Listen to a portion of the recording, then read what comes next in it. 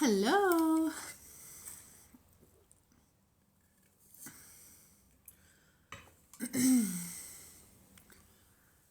Welcome to the live.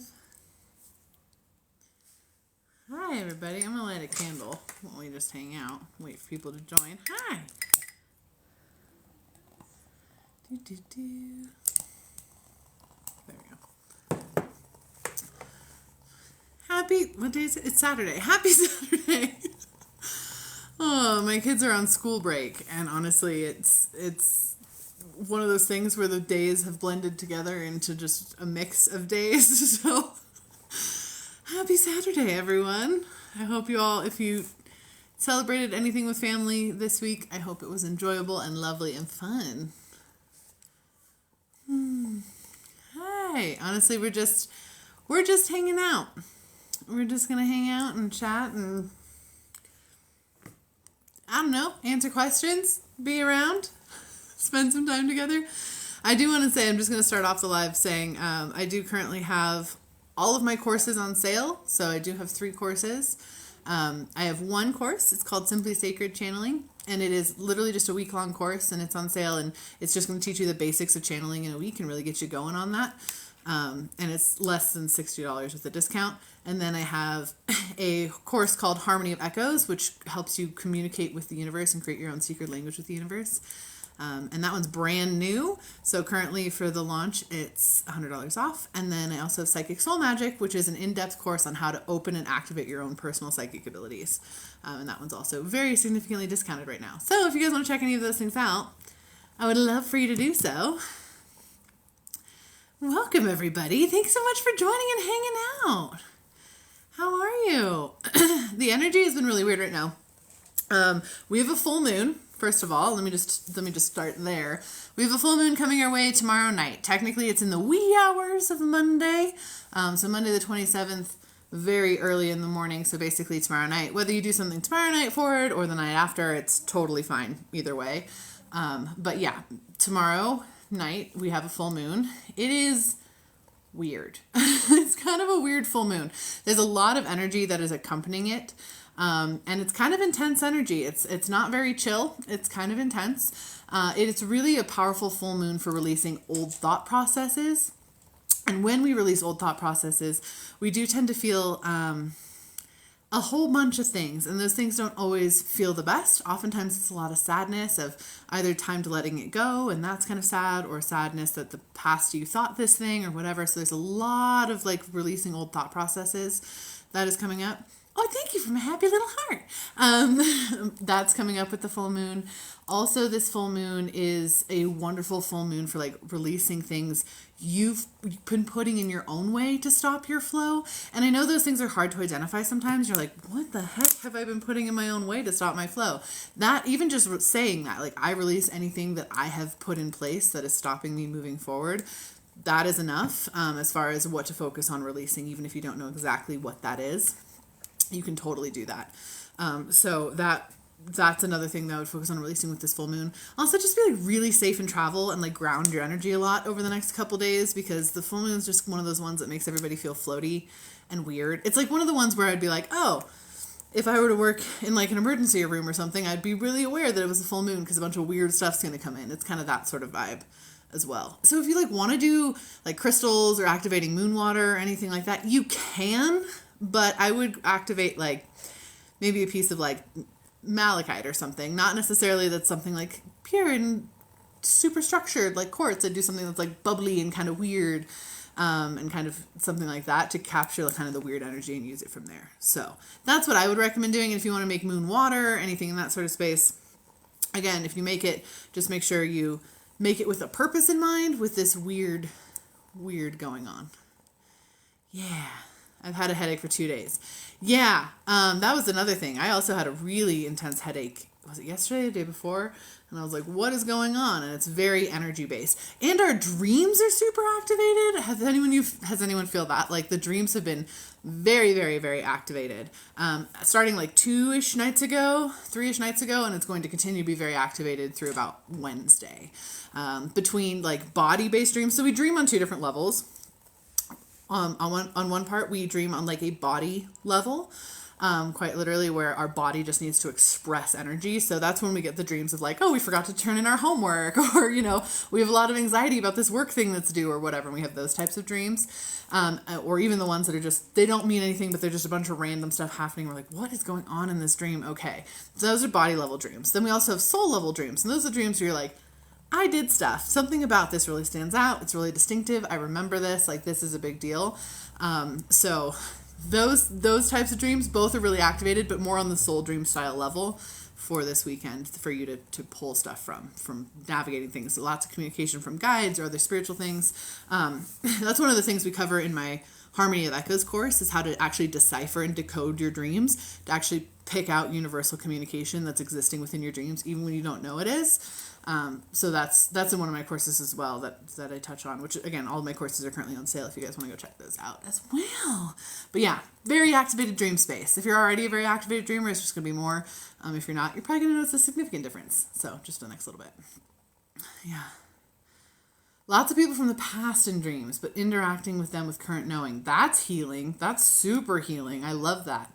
That's a really, really good way to like almost, it goes beyond inner child. So we really think a lot of times of like, oh, we have an inner child, maybe we have an inner teenager, but we don't necessarily like think about all of the other inner us's that we have, because it's tons. Every time you have like a big life event or a big shift or whatever, we become a different version of ourselves, meaning there is a past version that exists there. And that could be a good life event or it could be a not so good life event.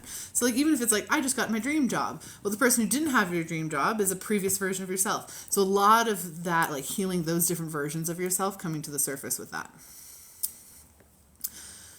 Big dream about a bear last night. Yeah. Bears are facing fear sometimes. Also, they sometimes are also messengers of different deities, different energies coming in. Bears are often a messenger sort of guide that comes in, or like an image that comes in into your dream space. That can help happen. It was really interesting today. Another messenger sort of energy that oftentimes will show up in like a dream space, almost archetype thing, is like coyotes or wolves, that kind of thing. Oh, that's a pretty one. Thank you. And today my daughter was outside and I like look out the window. I was on a different call and there's this huge coyote running down the street. And I was like, okay, I'm taking that as validation. She's fine. She's not small. She saw the coyote and everything, but I was just like watching her a little bit outside and I was like, okay, there's a huge coyote just like running down the street. So animals are feeling it too. Full moon energy all the way. What is your take on having my period on the full moon each month? I'm synced up with it. Oh, okay. So yeah, it's very interesting. That is actually a thing. Our bodies are made of mostly water. The moon governs water. The moon pulls and moves water. So the moon oftentimes will sync up with our flow.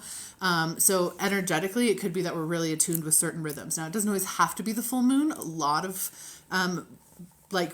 people have their periods on the full moon. But it could also be the new moon. It just depends on your natural cycle and the way that you flow with the universe. I do actually think, and this is something that I've like channeled in and like kind of made a little bit of a study of, but that I haven't ever like released anything about it or written about it necessarily. But I do think the different types of way that your energy move oftentimes is indicated by like what cycle your cycle hooks up with, basically. So there's a whole bunch of different stuff that could be going on. Yeah, exactly. Back to ovulate. So it's just your cycle is the way to think up.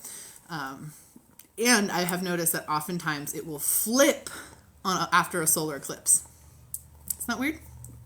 Super weird. Yeah. Then I saw 3 bears during the day on various times of computer screens. So I would say that a bear is a symbol the universe is literally giving you. I would write that down and discern what it means for yourself. So whenever we get a repetitive synchronistic symbol, I always recommend, please write those down for yourself, because that's a word in your language with the universe. That is literally like, the universe is like, this is a word that I use for this thing. Like this image, it equals a word that I'm using for, maybe for you it's facing fears or overcoming fears or confidence or whatever. So write it down somewhere. Bear equals this. So then when it does come up again, which inevitably will, because you're now started building a language with the universe can give you that sign when you've overcome fears again, and you'll actually know what it means because you made a record of it. That's literally the premise of my Harmony of Echoes course. We do so much of that in there, but I highly recommend that, especially if you've seen so many bears. Like, that is a clear word from the universe that I want you to incorporate into your language, because it's going to be really helpful later on. Really helpful. Is there an energetic reason for food cravings? Okay, that's a fabulous question. Sometimes yes, sometimes no. Sometimes our bodies just desire something. Our bodies and our souls have separate consciousnesses. There's two different consciousnesses going on. So our body is one consciousness and our soul is another one. And we partner together to do this lifetime together, which is oftentimes why people struggle with their body and grounding into their body or feeling comfortable with their body, because they feel disconnected because it's a different consciousness. So it's more of a partnership. So sometimes the body consciousness is like, hey, we need this thing. We want this thing. This is good for us. Let's have this. Not saying good in like a moral good or even a healthy good, but this is what your body is desiring right now good, which is inherently a spiritually healthy thing. So that's one way with food cravings. The second thing that can happen with food cravings is food is very, very grounding and very, very activating.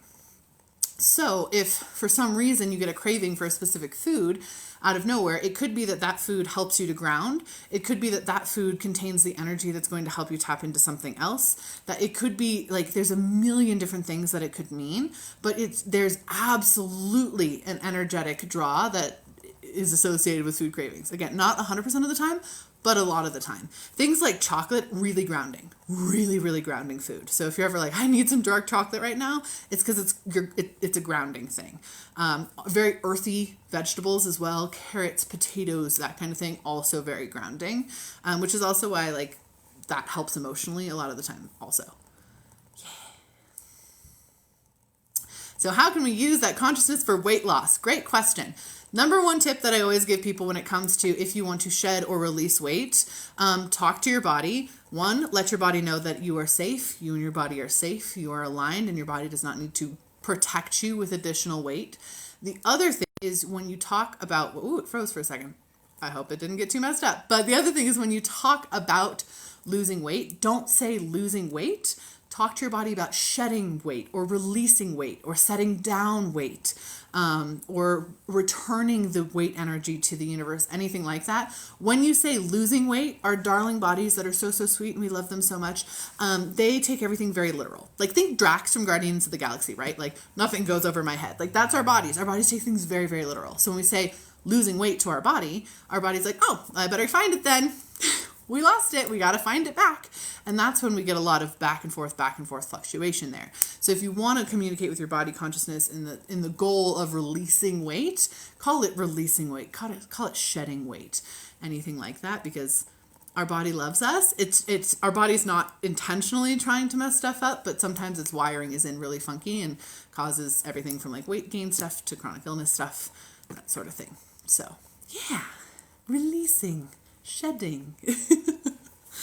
Mm-hmm. Yeah, our body takes things very, very literal. Sometimes also on the weight note, thank you for that. On the weight note, it can also be that your body's like, oh, you feel invisible? Well, then I'll make you bigger so more people see you. If you're like struggling to feel seen or struggling to feel heard and you're feeling very invisible, oftentimes our body will be like, well, then we need to be bigger, because if we're bigger, more people will see. If we're bigger, we can be louder and more people will hear. So that's another thing to kind of change your languaging around. That can help. Oh, thank you for saying I love the vibe. That's awesome. How would you interpret / analyze dreams? Are they psychic thoughts or not meant to be taken seriously? So in my opinion, and I have a literal whole module just on decoding and deciphering dreams in my Harmony of Echoes course. If you want to take that, it's a brand new course. It's literally about how to communicate and create your own secret language with the universe, so you can actually understand what the universe is saying to you. And it's on sale right now for a significant chunk off. But regardless, I have a whole module just on dreams because I think dreams are really powerful. I think they're freaking awesome. Dreams are a magical, connective, beautiful space that will either help you understand yourself on a deeper level, or it can help you understand the universe on a deeper level, both of which are fantastic things. We like both of those. So as far as the meaning of dreams, I will always, and I stand by this 100%, what you feel from the dream matters more than any type of guide anyone's ever going to give you to like dream images or anything like that. It needs to be like based on you, because your imagery, your understanding of the dream is going to have such a deeper impact for your understanding of future dreams, for what that message actually means for you. So if you have a dream and you're like, that was really weird, I'm not entirely sure what that dream meant, but it feels like it meant something. What I highly recommend doing is first noting down any key moments from the dream that you remember. And that doesn't just mean visual moments. It doesn't just mean like, oh, I saw this bird and then I saw this tree and then this person came up and talked to me. It can be feelings. It can be sounds. It can be, oh my gosh, I smelt something in the dream. That was super weird. It can be a physical sensation. I mean, you name it. Note those things down and then break it down a little bit further and be like, what do each of those things feel like coming from the dream space? So for example, let's say you saw like a bird that just sat on a branch and stared at you in the dream. And you're like, there's something about this dream. There's something about this dream. There's this bird staring at me. I know it's something. So I'm going to write down the bird. What feelings did I get from the bird? What does this feel like to me? Write that down and then give your guides, give the universe an opportunity to validate that for you. So be like, okay, I think it means this. Can somebody validate that for me? Can someone help me make sure that this is what it is? Look for those validations throughout the day. Check back in on it later the day before you even go to bed. See if you feel anything else from the bird, anything you forgot now that comes to the surface, which actually does happen with dreams. Feel that out and that will help a lot. So that's what I say as far as interpreting dreams is it's a personal thing to help there. I think I'm going to try to switch my lighting. It looks like I'm getting a little dark in here. Let's see if I can hook up my ring light though. Which one is my ring light? I have a lot of cords here. It's fine. More vivid and detailed. Yeah. Ooh, don't burn cord.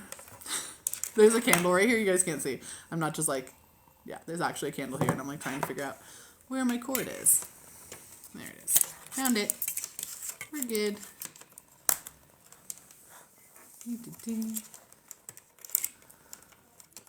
It's this one.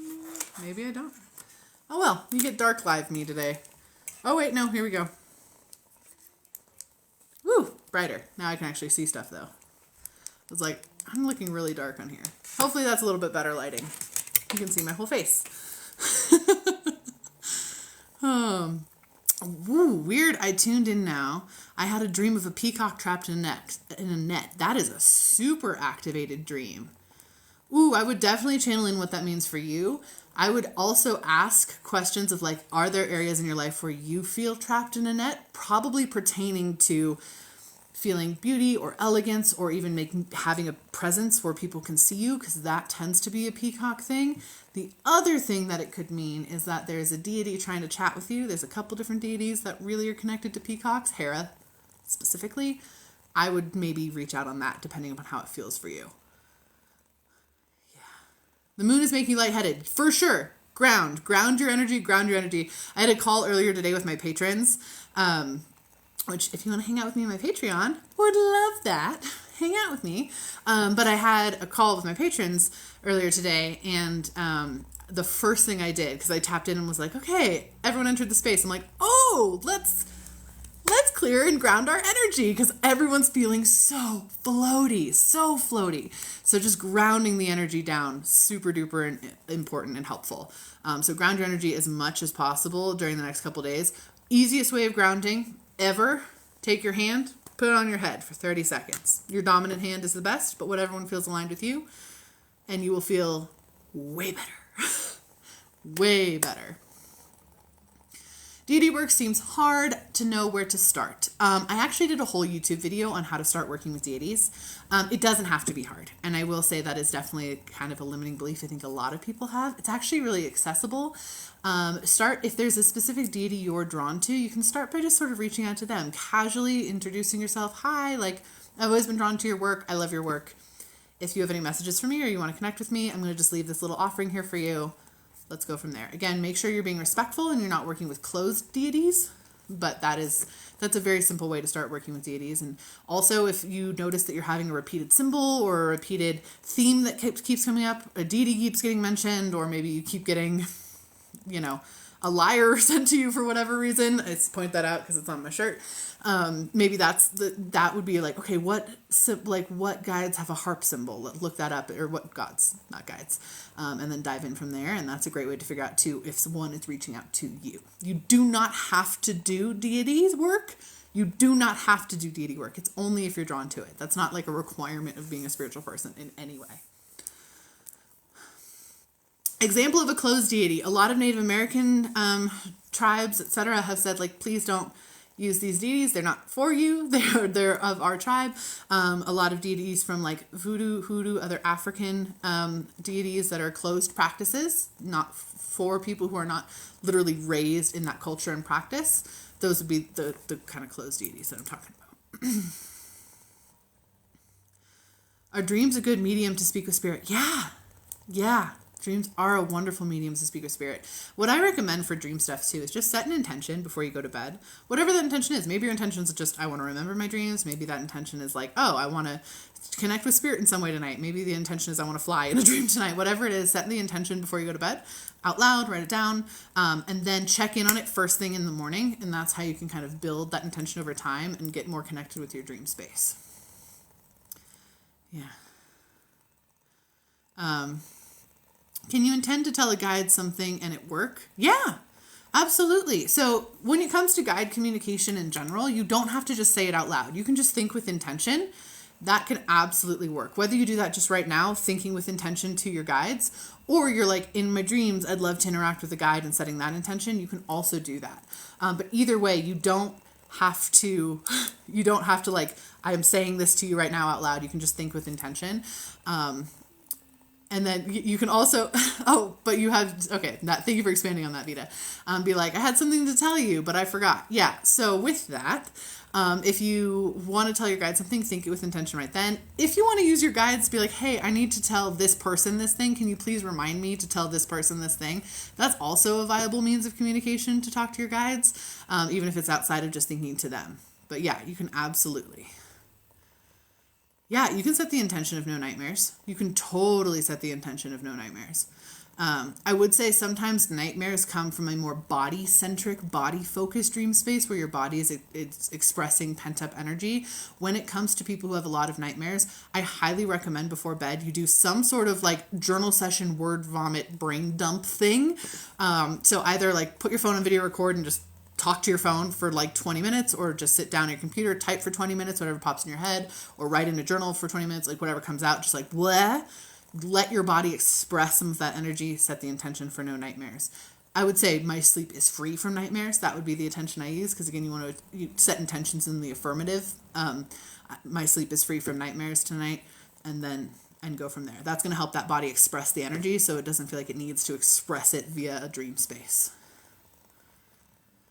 Yeah. Oh, I'm so sorry you have such vivid and disturbing dreams. Most nice. That is brutal, and I totally understand. I highly recommend that. Also, if you do have a vivid and disturbing dream, brain dumping that out first thing in the morning so it doesn't get to sit with you. You put that energy somewhere else can also help, because then it doesn't feel like you carry it, and therefore it's less like your body doesn't feel like it's expressing it as much, so it's going to find other avenues, again, the brain dumping thing as well. Yeah. Great questions, you guys. Thanks for hanging out with me. I know it's a Saturday. Usually I do these lives on Thursdays, but like obviously Thursday was like the happy human holiday happening in this part of the world.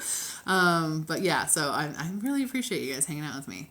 How do you keep your energy high vibrational in a low vibration environment, corporate office, etc.? Okay, so a very, very simple trick for this. There's a million different ways to do this. First of all, intention matters. You can do your own rituals. You want to clear your energy very often so you don't absorb any energy from that yucky space. All of those different things. One thing I really recommend, though, and this is one of my favorite things, and I did work in a corporate environment for a pretty long time. I was an HR manager. It was at a ski resort, but it was still very corporate, like very corporate. But what I really recommend to do is set the intention that you're going to find something magical each day. Like each day during the time you're in the corporate office, or during the time you're doing the rather low vibe or not a super fun activity, literally make it like a scavenger hunt for yourself. What magical thing is going to happen today? Set the intention before you go into the building. As you leave, ask yourself, did you find it? If it wasn't super clear, be like, oh, something magical happened. What would it be? Go back through your day. Find, even if it's the slightest little thing, like a ladybug landed on the windowsill. I couldn't come up with a word. It's stupid Mercury messing with us already. But like on the windowsill, be like, oh, that was that time. Yeah, that's right. I did see that happen. Or maybe your favorite song came on right when you needed it, or you're having a really hard time. Like the more you find the little magics, the easier and easier it is to make everything in your life feel more magical, even those things that don't necessarily feel magical. And it also starts to encourage you to truly be like, oh, I want to incorporate more magic into my day. How can I do that? And a really easy way to start incorporating more magic into your day and into those spaces is you can be like, oh, well, I'm going to just write a little affirmation that I say every time I look at this part of my desk. And now my day has become more magical. I mean, there's a whole bunch of different things that you can do to really incorporate that in. But I start by just looking for the magic and then building from there. And it'll help so much. And again, of course, make sure you maintain your energy. Great question.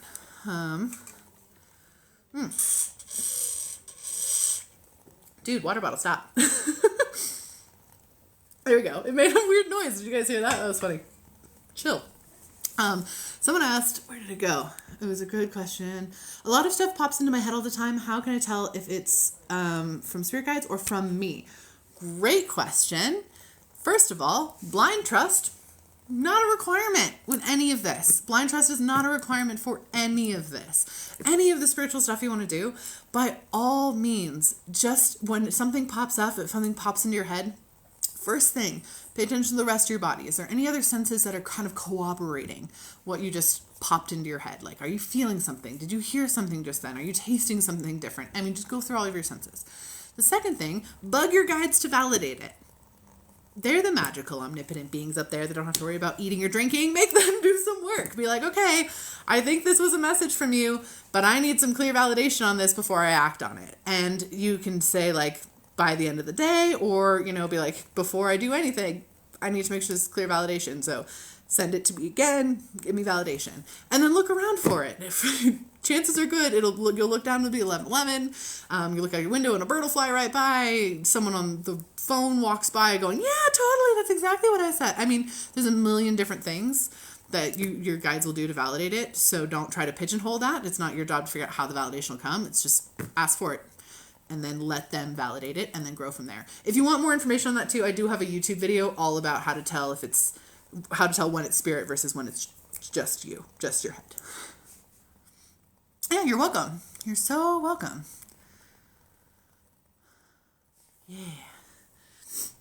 Yeah, we don't always get the senses we wish we did, but I will say, with your clear senses, so with your psychic perception style, however you perceive energy, all of them are developable. Like, you can develop any one of your clear senses. Even if you're really strong to start off with just clairaudient and claircognizance, like you can hear and you just know, but you're like, man, I really would like to see stuff. You can totally grow to see stuff. You can set that intention and work on that. My whole thing is make sure you don't disregard the senses you're already strongest in, though, because that's going to just set you further back on developing your other senses, because you're not using any language. You're just using the only one that you wish for and ignoring all the rest. That's when it gets unaligned. But you absolutely can develop any of the senses. It just you want to use the ones you're naturally good at first and kind of grow and develop from there. That is something I help you work on. Oh, I'm so glad you're on day 5 of my soul channeling program. Yeah, I was just gonna say I help you work on that in all 3 of my courses that are available if you guys want to check this out. I know I keep plugging them, I know, but this is also my job, and also the way I can help as many of you as humanly possible is to like disseminate these courses out to like help as many of you as I can be more spiritual and magically aligned. So if you want to check those out, they're all on sale right now, just for the next like 2-3 days, in my bio to help just to help you out. I put all it's all very proven methods that I have extensively tested and worked on.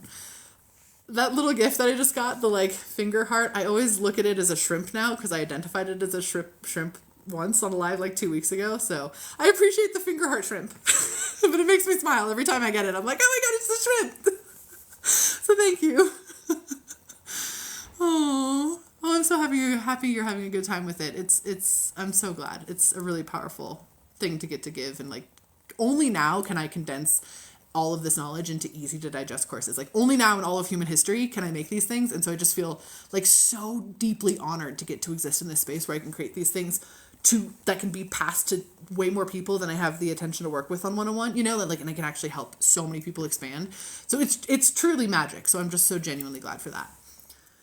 Oh, I'm so glad my new moon and full moon TikToks are helpful. I love making them because I always look at the moon for myself, so it's cool I can get to share that. And sometimes it's kind of unhinged. This time they were like, here's a song that dictates. I did a full moon video earlier today if you haven't seen it, and they gave me the song Dear Brother by Naku and Medicine for the People, and it's literally you got to put down the weight and get out of your way. And I was like, oh, that's what we're doing with this full moon. Got it.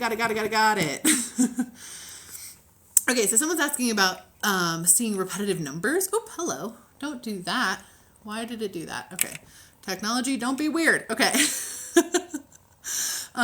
So someone's asking about if they see repetitive numbers over and over, like what those numbers mean. Again, kind of like similar with the dream space I was just talking about. It's really important when you see numbers to actually figure out what they mean for you. You can start by just taking them as validation. Start by just being like, thanks guys. Thank you for validating me by sending me that number.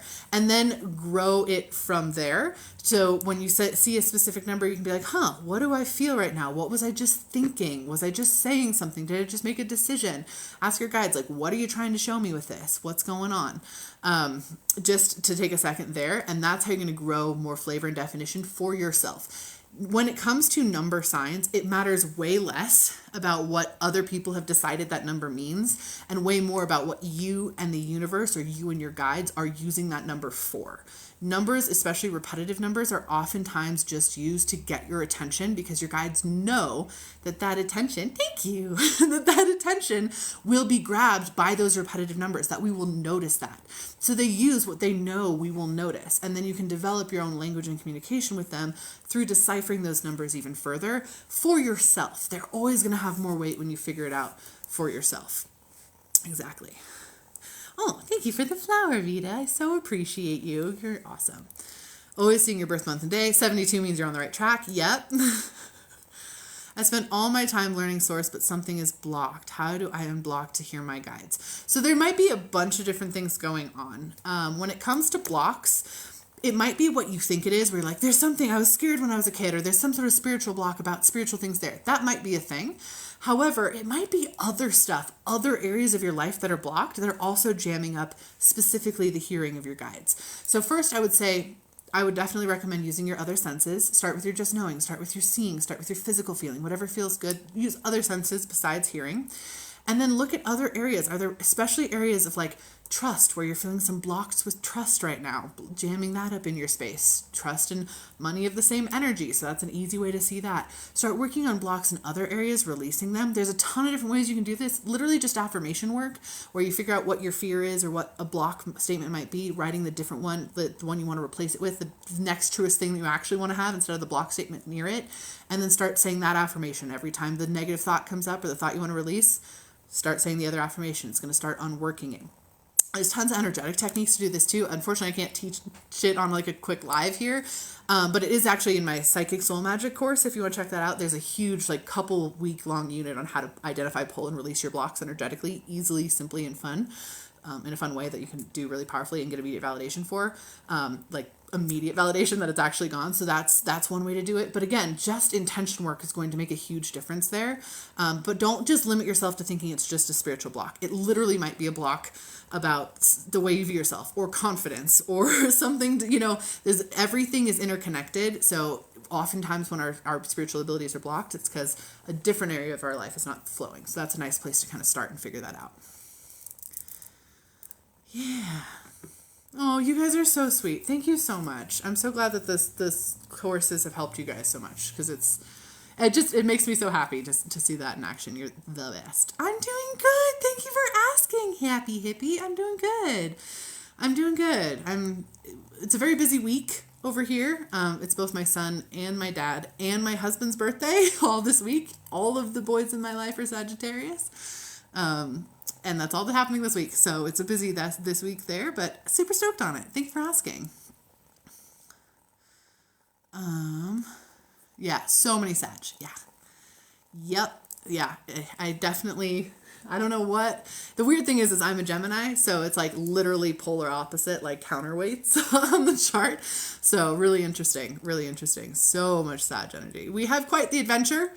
A couple weeks ago, we got spontaneous chickens. That was my husband. We do what we do. It's very adventurous over here. And my husband's a rock climber and a ski instructor and Eagle Scout. We do a lot of adventure. I never offer readings over DMs, ever, ever, ever. That was definitely a scammer. That is an impersonator. Please do not ever respond to DMs from me. I will not DM you on here. I won't do it, especially asking for reading. No, not me.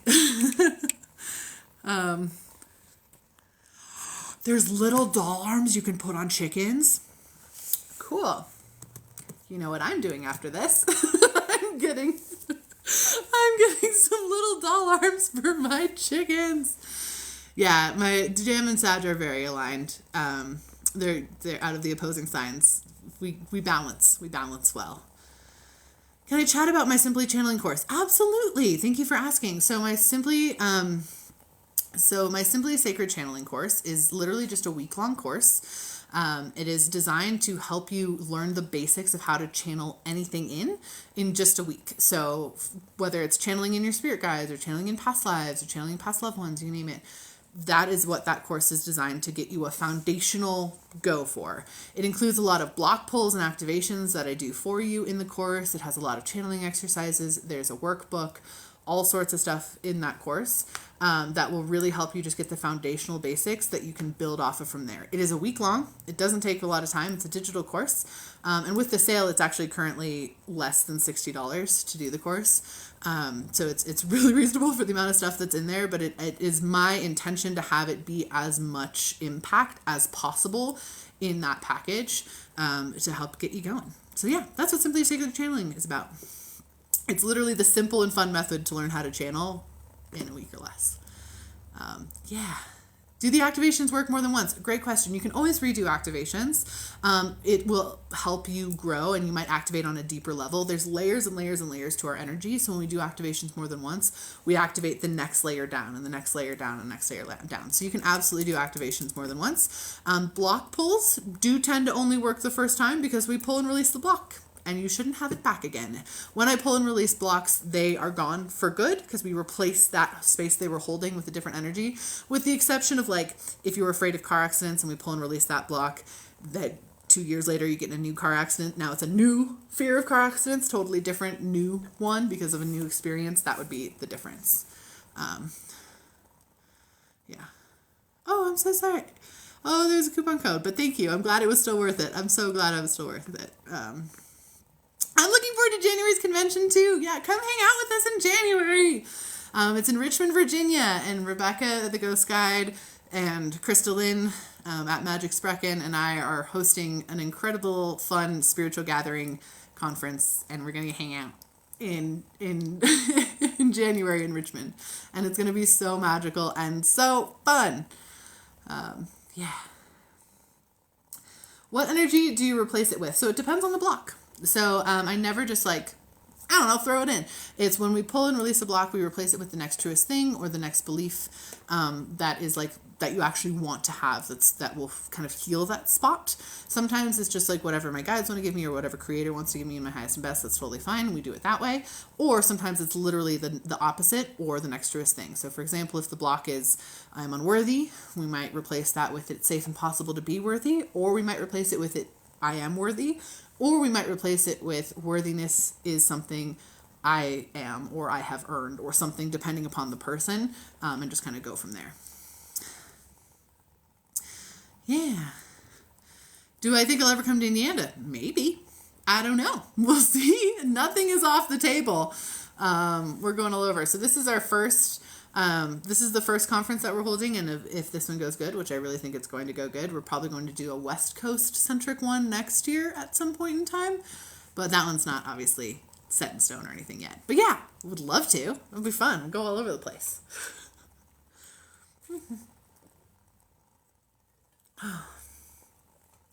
Yeah, if you need the block pulling thing, we do a lot of that in the Simply Sacred course. It's literally like batch block pulls of tons of different blocks. That is in the Simply Sacred course, or Simply Channeling course. You know what I mean? That one.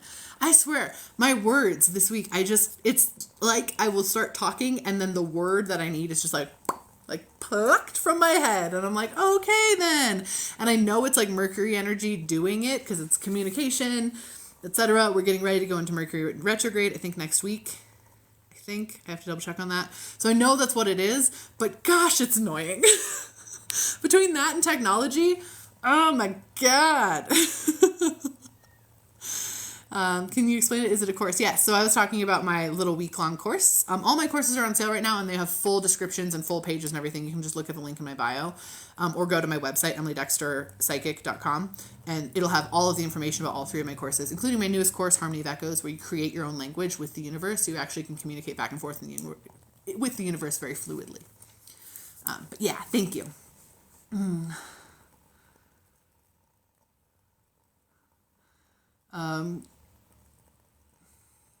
I prove in any sort of way that I'm legit? That is quite a question. First of all, I have, and I can, and I have many, many, many, many times. However, I always say, if you want that proof, you don't need to look to me for the legit. I give you all of the tools so you can prove it to yourself that all of this stuff is legit. So I'm not going to sit here and be like, well, yes, let me do this reading for you and prove that. First of all, that's really disproportionate energy to ask that of someone in a lot of ways. Not saying it's bad or wrong or like criticizing you anyway. I'm just saying like that's kind of a weird disproportionate ask to put on someone immediately and be like, can you prove that you're legit with this expertise that you've been studying for the last basically 15 years of your life? I have so much content on so many different platforms that very thoroughly proves that, and you're welcome to check out any of those things. Also, I do everything that I can to make sure everyone else knows they can do literally everything I do. So it's not about me being able to do it better or more than anyone else or being like, oh, this is legit. It's here, try these tools. Feel for yourself if it's legit and when it works for you. Yeah. It's a fair question, like I said. Where can you start? You can start anywhere. I have my page. I've been on this app for 3 years. I've been on this app for 3 years. Maybe even longer than that. I've been on this app a long time. So I have tons of video, tons of playlists. I also have my YouTube. If you want to go there, if you want to dive in more deeply, I have courses. I have a whole podcast. It's called The Alchemist Inkwell. We talk about all these things on all of these things. So yeah, all of those spaces, go for it. I have lots of different stuff out there. Yeah. Definitely gone down the Emily/Roman Empire rabbit hole. Oh, I'm so glad. I'm so glad. Yeah, you're so welcome. That's amazing. I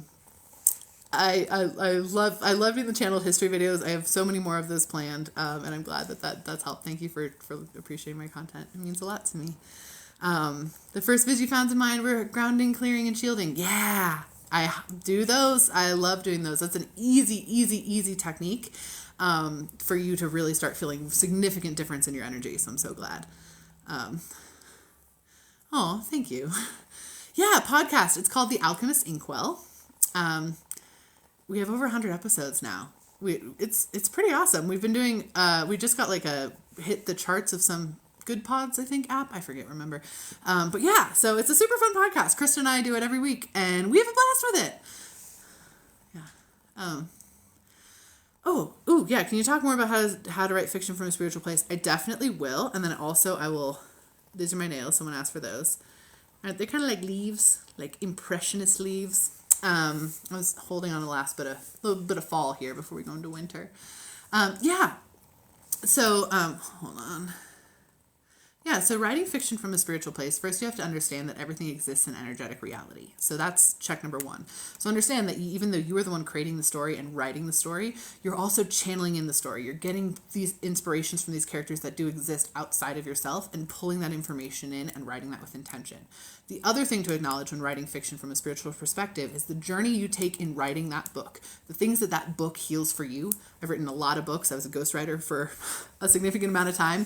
Every book I've ever written has healed something very deep in my space, and it heals every person who ever writes. It heals something about you. That is also what you're healing for your reader. So that is like the basis of writing fiction from a spiritual perspective.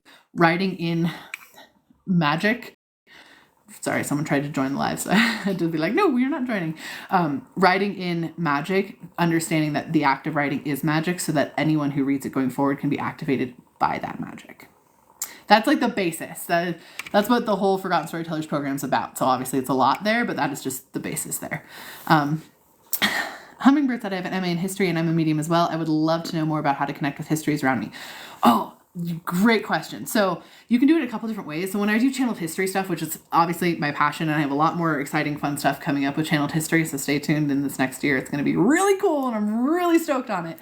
But beside the point, you can do it a couple different ways. You can do it by kind of almost like astral channeling, being like, okay, the people that lived in this time and place right then, can I please have some messages from you? And do it in your classic channeling style. How do you naturally channel? Are you a seer or a feeler? Do you prefer to do kind of channeled journaling, talking out loud narration?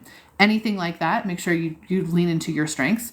For me, I am a lot of claircognizance. I see a lot of stuff. I hear a lot of stuff. And I physically feel a lot of stuff. So I build off of those. and kind of channel from there. So you can do it from distance. Time is imaginary, so keep that in mind. And when you're channeling these things, you're like, hey, you used to live in this. Tell me what your life was like. Come up with some questions for that. The other thing I do with channeled history is obviously when you've seen this videos of me going to locations, I will go there and be like, okay, who wants to talk about stuff that's happened here during any place and time? Then I try to set them like, when were you alive? This energy that's coming through, when did this occur? And try to go from there and then gather their stories that way. So that's like really simple basics on it, but that is a simple way to start really channeling the history around you, whether that is just like some old house that's abandoned that you can go to, or the Colosseum, like anywhere and everywhere in between. But yeah, those are really simple ways to do that. Yeah, you're so welcome. You're so welcome. I was looking into your 9-week course, but should I start with a different course first? It's honestly up to you. The 9-week course is a really powerful, deep dive into your psychic abilities. If that's what you're feeling drawn to, I say start with that one. It doesn't start you by shoving you off a cliff. Like, we gradually build through that course. So I promise you'll have all of the basics you need. If you'd rather start with a different course, Harmony of Echoes is going to be a really cool one for actually helping you craft a language with the universe and helping you understand yourself on a deeper level and your communication with the universe on a deeper level so that you trust the universe a lot. And then you can go into the 9-week course from there. If you want to build some trust first with the universe, that's a great way to help. If maybe you're like, I'm not sure yet, but I kind of want to dip my toes in, then I would do the Simply Sacred channeling, just the 1 week long one first, just see how it feels for you there. And then if you want to, you can go into the bigger one. Great question. Do you think specific psychic styles are easier or harder to dismiss? So I think that it depends on the person. All psychic styles are really person stuff. We do dismiss for ourselves. Like, some people listen to their just knowing above all. If they have a just knowing sense, they might not even know they're doing it psychically, but they just know information. You're like, it's just my gut. I just know it. I have to do it. And they trust it every single time. Some people have a really, really hard time with just knowing. It might be their strongest sense, but it's really easy to dismiss because poof, it just pops in and they didn't get an image. They didn't get a sound. So they just kind of shove that to the side. It really is a person by person case when it comes to your psychic senses and which ones you dismiss versus which ones you embrace. I do think claircognizance pretty easy to dismiss as far as the senses go, because it is just a poof, just knowing. That one is pretty easy to dismiss. Also, smelling and tasting are pretty easy to dismiss, honestly, because we just forget them. We don't usually talk about them in the psychic sense way, so people dismiss that oftentimes. I will also say emotionally feeling, also another one they dismiss, or they kind of gaslight themselves out of. They're like, oh, I don't know, I just started feeling angry out of nowhere. I don't know what that was about. It must be me. When really it's maybe there's a ghost. Maybe that's the sign there's a ghost in the room, or maybe someone else in the room was angry, something along those lines. Good question.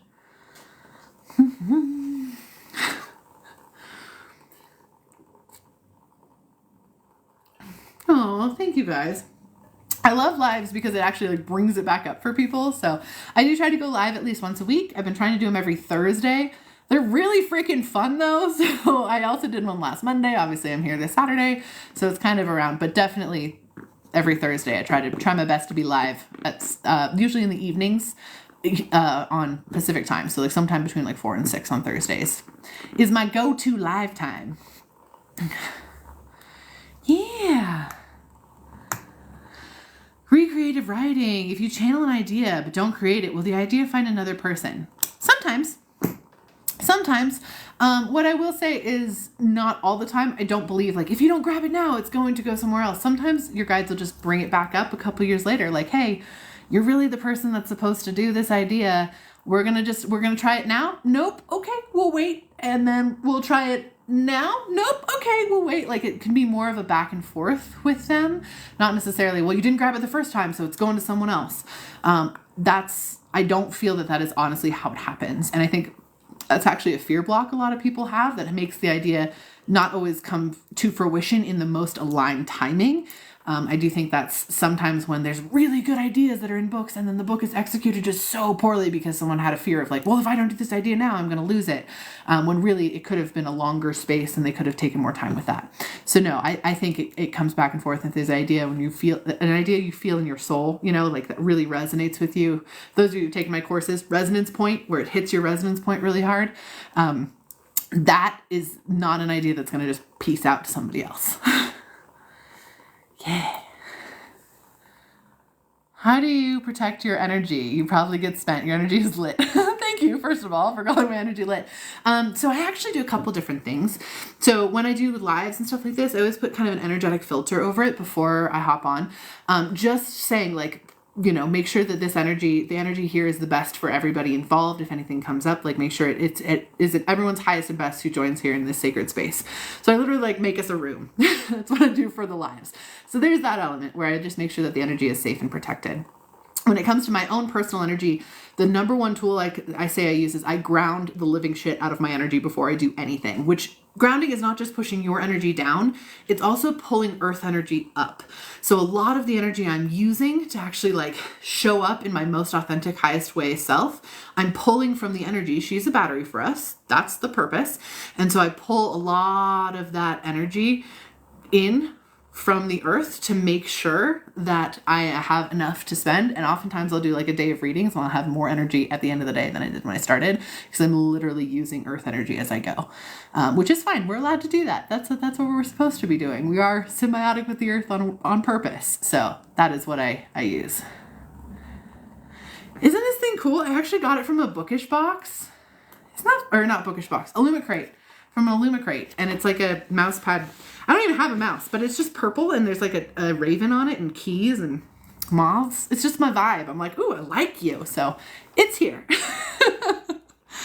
I think the author of the Harry Potter books, She Who Shall Not Be Named, was actively channeling a wizarding world on some level? I 100% do. Absolutely.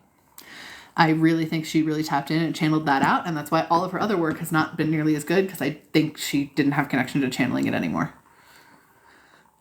Yeah. I know. I want to be able to show it all. It's like buried underneath like my microphone's like off camera. You can't see it. And like there's a bunch of stuff burying it. But isn't it cool? It's just nifty. But yeah, so there's a whole thing, and I could get into it. It's really long and extensive about the ways I've channeled that the world actually works. Or the universe actually works. I've actually, literally in the last week, got more information on how the universe works, channeled in directly. I now work with Thoth, I guess, or Thoth. He doesn't care which way you say it, by the way. I've asked. So, but I've channeled in from him directly more about how the universe works and the energy of the universe works and how things can exist in energetic reality and how we can exist in multiple realities at the same time, the whole thing.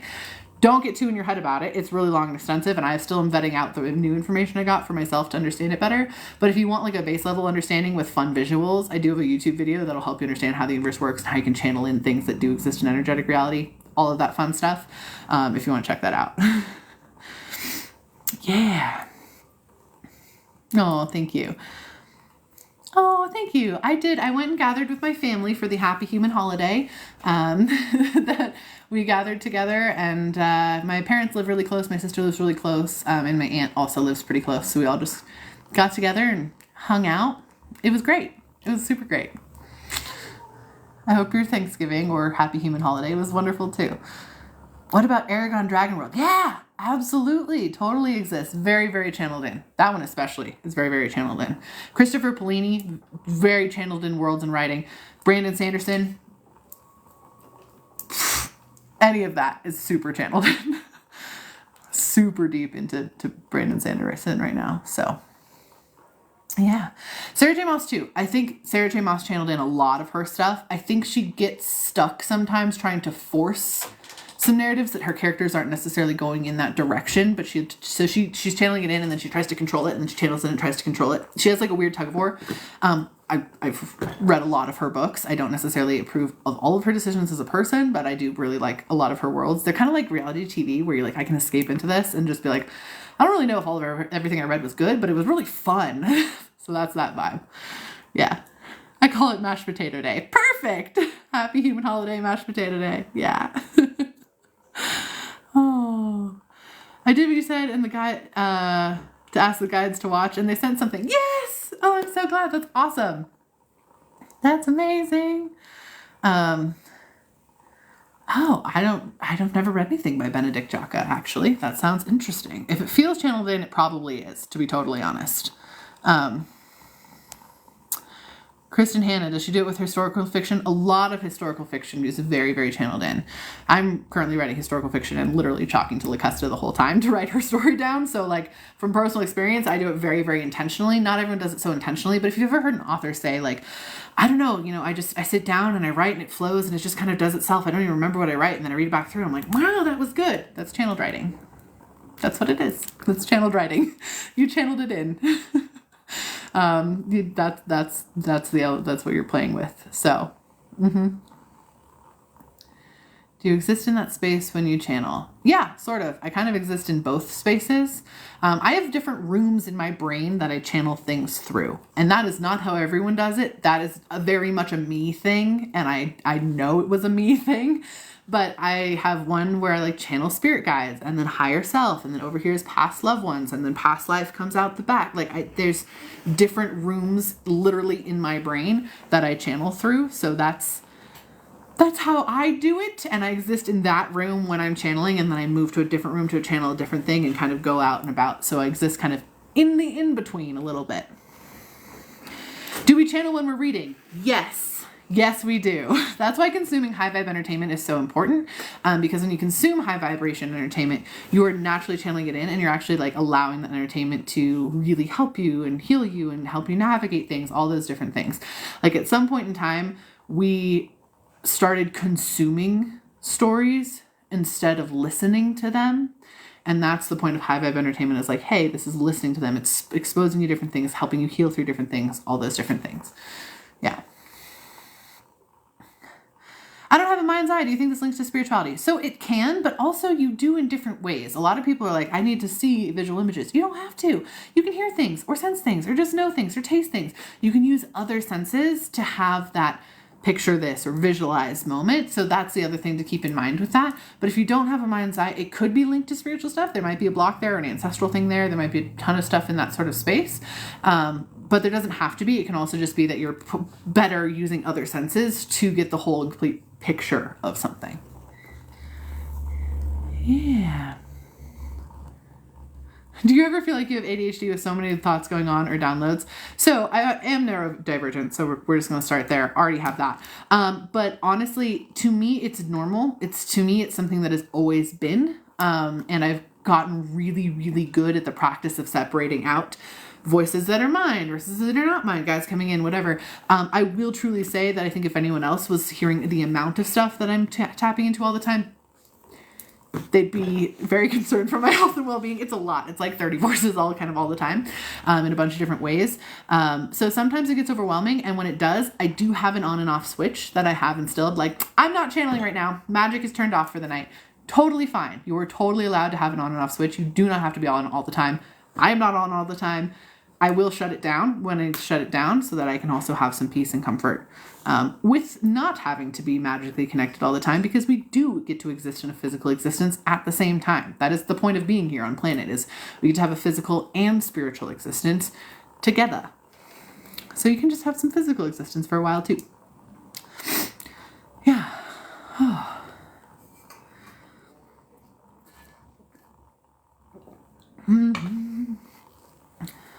Hi. I've also done some channeling, and I do think that a lot of neurodivergency comes from having a lot of soul energy going on. Like when we incarnate from our higher self, like here's our higher self, a little chunk of that comes down and like does an earth thing, right? Like does a life here. And I do think a lot of the neurodivergence, like we're going to have a little bit more. So of course it brings in a lot more kind of distracted energy, chaotic energy, because you're perceiving a lot more and doing a lot more. And I think that that is a lot of what is happening there. I'm not 100% on that. I'm not saying that this is 100% fail-proof system. This is just something that I have channeled in about it for my kids and trying to figure stuff out, and also over a lot of clients and figuring stuff out. So that's just my general experience. I love hearing about your boundaries. I forget we're allowed to make them sometimes. Heck yeah! You can have spiritual boundaries the same way you have physical boundaries. You can absolutely have boundaries, for sure. For example, only my guides are allowed to touch me. That's like a huge spiritual boundary I have. If I go to a haunted place, hard freaking no. You cannot touch me. Like, I'll talk to the ghosts in there by all means, but they are not allowed to touch me. Like, that is my hard and fast boundary. My guides know it's a boundary. They know it's a boundary. Like, I put up the energy around me. My guides support it. You can absolutely do that. So, for sure. Oh, when feeling burnt out, is there a way to regenerate energy. First, always start by just calling your energy back. We spend so much of our time just giving our energy away to people. Like throughout our day, if someone needs help with something, you're like, oh, here's some energy. Or someone maybe reaches out and grabs some energy for ourselves. We just divide our energy and push it out and push it out and push it out all the time. And then we hit a spot of overwhelm, or maybe feeling exhausted, or maybe feeling burnt out. A fire truck's about to come down the street. So sorry if you guys hear that. Or like, so just here we go. But then you can just call your energy back. And it's as simple as that. Plant your feet flat on the floor, call back energy. All my energy returns to me now, and absorb it like a sponge. Be SpongeBob and like scoop it back in, or visualize like little rivers coming back to your space, but wrapping your tentacles back around yourself, whatever feels good. And you'll notice such a significant difference. It'll really help with the burnout. Also clear your energy afterwards though. Just run a beautiful waterfall through it, anything like that. Make sure that you clear that space out so that it doesn't get any stucky goo from other places stuck in there. I just lost a pound when I did it. Yeah, for sure. You're really gonna, it's a really important technique. And especially right now, a lot of people's energies is like scrabbling for other people's energies. So you want to like do a little cleanse, do a little pullback. It'll really help you out. And don't forget to ground. No. So when you call back energy, does it negatively affect those it may have been assisting? No, honestly, we only get assisted by other people's energy in our space for a very, very, very limited amount of time. It's kind of like when you drink a cup of coffee, like you're super focused for a little while and then it kind of really quickly fades off. It's kind of like that vibe. I mean, that's not always the greatest example, but we don't usually get a lot of help from that. Actually, our energy in other people's spaces for an extended amount of time makes their space more confusing because they're just dealing with our energy. They like it in the second and then they like it a lot less over time, but they might not know that that's what's going on. So when you call your energy back, it does not negatively impact them in the slightest. That is a great question. Can I send back my mom's anxious energy? I would actually recommend send it in the earth and let the earth send it back to her. So clear it out of your space, wash it down into the earth, let the earth do with it what she needs to do with it, which will be sending it back to your mom, probably switched over to something that's not just anxiety. Yeah, you're welcome.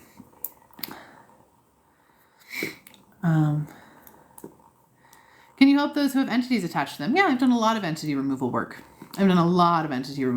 It's not super common. It's not as common as you might think it is at all. Entity removal work is honestly very rare that I find someone with something stuck on them. And usually the thing I find stuck on them is something that's just, it's really low vibe. It's not evil or malicious or bad. It's just something that was really low vibe and they were higher vibe and it just grabbed on like a little slug. Like, just like hanging on, like leeching off the energy. It's very, very rare. Very, very rare that I find anyone who has like a serious energetic attachment where I'm like, whoa, there's something yucky attached to your energy. We're going to get that off. But yeah, I have done that. Oh, your friend has one. Yeah. You can tell when it happens. But yeah, no, absolutely. I do that in readings. If you like, I do readings and they're more than readings. I call them soul readings because we do block releasing. We do energetic work. We tap into anything you want, past lives, your guides, higher self, whatever. So I can do that in readings for sure. It's an energy thing. I can see it. I can see energy attachments. I can just know they're there. My guides will literally be like, yo, there's a thing. And like, sometimes that's how it goes down. There's a bunch. Move one for me and my brother called to tell me he felt something a little lift afterwards. Yeah, it's a thing when it happens. I'm like, woo, okay, we're doing it. Yeah, I'll actually round out. I'm going to end off by talking about this full moon tomorrow night because I am going to pop off. I'm actually in the process of beta reading the book that we're publishing. It's by Aspen Bassett. It's called The Crimson Clover. It's super good and I'm super excited we're publishing it. So if you want to go check it out, Aspen Bassett is her, she's on TikTok here and you can support her journey into publishing the book. So I'm going to hop off because I have to go do some of that. But I will talk about the full moon first. The full moon is tomorrow night, technically. Technically, it's in the wee morning hours of Monday. But if you do something for it tomorrow night or the night after, either way is totally good. It's kind of weird. It's kind of a weird one. It's not the purest of loveliest full moon energy. It's kind of like, here I am. Embrace me. It's like very intense in that kind of way. It's really helping us to release old thought processes, old thought patterns. That is what this full moon's helping us release. So if you have old thought processes that are coming up, this can be things like attachment to certain things that you no longer need, beliefs about something that you no longer find true, you name it, those old patterns. I will say it might be kind of emotional to release those because sometimes they served us really well and we're like, man, I really wish I didn't know what I know now and could keep holding on to this, or you name it. So it's a lot of releasing that. The other thing that it's helping us releasing is anything that we put in our own way. And again, when we put stuff in our own way, we oftentimes do it because we think it'll be safe or better for us or whatever, but it's actually in our way. So anything that we have planted in our own way, that is really what this full moon is like, yo, release that, and going to push us to do. And you can do that. I recommend actually doing it through destruction with this full moon. So like writing what you're releasing on a piece of toilet paper and flushing it, or, you know, writing it in the dirt and washing it away with water, like doing something sort of destructive, burning what you safely burning, you know, what you want to be releasing, or just asking your guides to help with that. Any little rituals like that you can definitely do. Oh, that's cute. Thank you. You can definitely do that. Will very much help with the full moon energy. But be really cautious and careful while traveling. Everyone's really floaty with this full moon, just so floaty and so in their heads. And that's not super great for cars and things. So like, be really cautious, careful while you're traveling.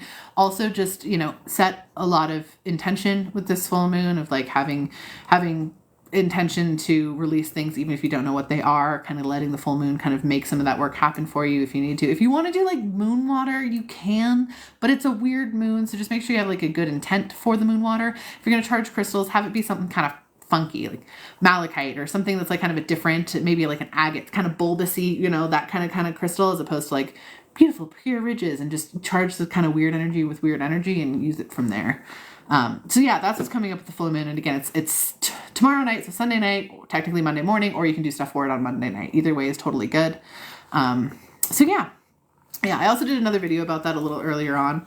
So you can check that out. Yeah, awesome. The other thing, and I do just want to mention, all of my courses are currently on sale. I have 3 different courses. One is a super quick and easy, just week-long course that'll make a huge difference, give you the basics of channeling. That's Simply Sacred Channeling, and currently with the discount, it's like less than $60. Then I also have Harmony of Echoes, which is you creating your secret language with the universe, like literally like figuring out what the signs that you get from the universe means and how you can use those to make a whole language that you can communicate back and forth with the universe in real time. It'll help you build trust with yourself, build trust with the universe. It's a really powerful technique. I've used it for years and years and years. I'm so excited to bring it to you. And then also I have Psychic Soul Magic, which is my complete like psychic system, basically, where you identify, pull, and release blocks, figure out how to do that for yourself, figure out what your psychic abilities are, how to open them up, and actually how to start using them in real time. So I have all 3 of those available. They're all linked in my bio, and available for you on sale for literally like the next couple days if you guys are interested in any of those. I never really do sales. I only usually do sales like this time of the year. Like that's it. So if you're into it, they're pretty good. 2 of them are 25% off and 1 is $100 off. So go check them out. You can go look at them. They have all the deets, but they're there for you too. So if you want to feel those out. But yeah. Thank you guys so much for being here. I do have to hop off. Like I said, I unfortunately have more work to do. Maybe one of these days I'll just do a body doubling live while I'm like reading, like beta reading stuff, like just happening there. As a reminder too, I do post these lives to my YouTube. So if you missed part of it and you want to go back and watch it, YouTube, Liker of Words or Emily Dexter, it will pop up. And you can find me there. Thank you guys so much for being here. I'm so grateful for you. I'm so grateful to exist in this time where I get to share all my weird psychic stuff and it is helpful. So thank you so much for being part of the live. Again, I go live every Thursday at the very least. I sometimes try to do more than that a week. So look out for that. But yeah, have a happy, safe weekend and I'll chat with you later. Bye.